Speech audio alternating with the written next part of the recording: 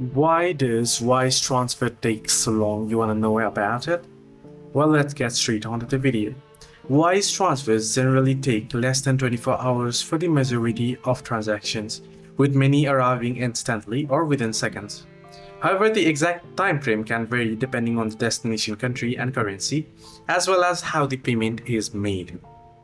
Some transfers may take up to 2 working days, especially if currency conversion is involved or if there are manual checks needed for larger amounts.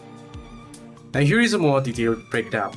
For many transfers, especially those involving card payments or transfers between Wise balances, the money can arrive within seconds. Now, you can also get the money within 24 hours.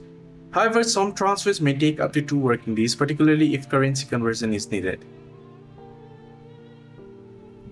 Now also, large transfers may require additional verification and manual checks, so it might take time as well. Hope this video helped. Do like and subscribe.